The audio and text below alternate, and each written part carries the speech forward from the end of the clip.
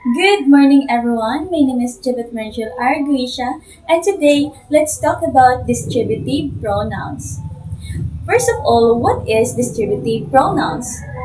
Distributive pronouns talk about a person or things individually.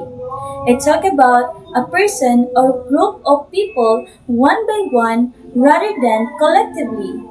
So, it means it refers to every single person or everything separately at a time. When we use distributive pronouns, we used to talk about members of a group one by one rather than all together.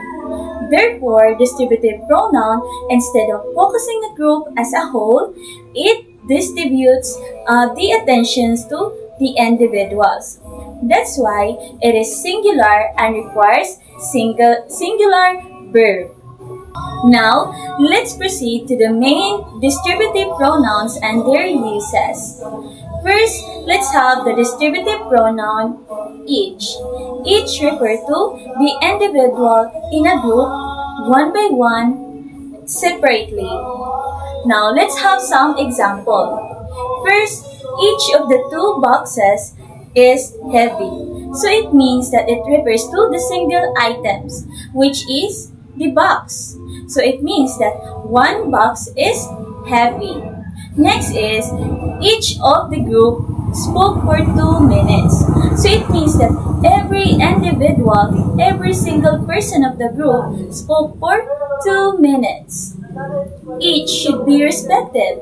Same like earlier, it refers to the every individual.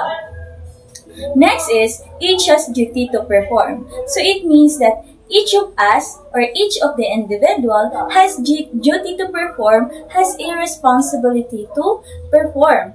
And each was given a chance to speak. So every person has given a chance to speak, or every individual. So all of our examples or all of the sentences refers to one single person or item at a time. So that's why it has a singular verb. Now, let's proceed to another distributive pronoun, which is either. Either refers to one of two or one out of the two choices but not both. Let's look at some examples. You may choose either tea or coffee. So it means that you're given an option to choose one out of the two choices only. Next is either of the two brothers is willing to help.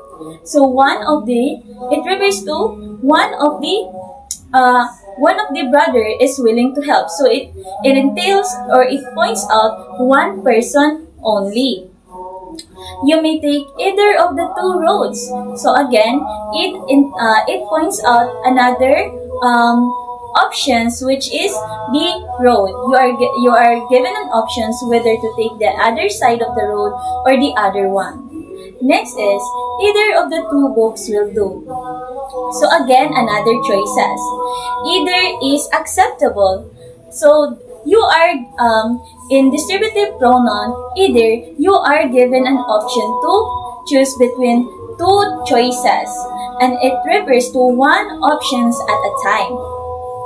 So always remember, when we use either, we only use it when you have two options only.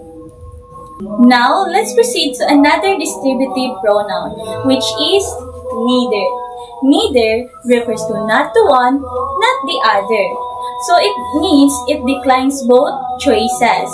Let's look at some examples. Neither was willing to take the rest. So it means that no individual or a person is willing to take an action, which is to rest. Another is neither of my parents is here. So no one of her parents is present. Another is neither works for this project. So it may refer to a bunch of ideas, but no every single idea is being chosen. Another is, she spoke to neither of these students. It points out that she doesn't spoke to one or the other student separately. Next is, neither was correct. So there might present that there's a lot of options, but none of the options like answer is correct. As what you have seen in our example earlier, distributive pronoun neither, it means that not the one or not the other choices. So it declines all the choices and it exclude all the choices given in the sentence. Always remember that distributive pronoun neither is always used when you have two or more choices. And before we end my discussion, I would like to add some additional information. What if a distributive pronoun is joined by a compound subject? What will happen to the verb? Well, let's look at some examples. Each of us and they are invited to the party. For this matter, since the distributive pronoun is joined by compound subject, the subject becomes plural. And since it becomes plural, then obviously the verb becomes also plural. Now, let's look at some other example. Each student and their supervisor are required to attend. Since the distributive pronoun is joined by a compound subject, which is her supervisor, it becomes a plural subject. And that's why the verb is also plural. Now, let's have some other additional information. What if a distributive pronoun is joined by or nor? What will happen to our verb? Now, let's look at some example. Either the teacher or the students are responsible.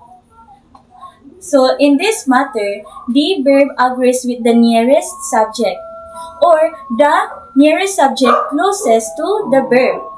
So, our nearest subject is students. So, therefore, students are in plural form, so our verb is also plural. Let's look at some other example. Neither my sister nor I am guilty. Since our nearest subject is I, then it is singular, therefore our verb is also singular. So, distributive pronoun that stands alone is always singular and always requires singular verb.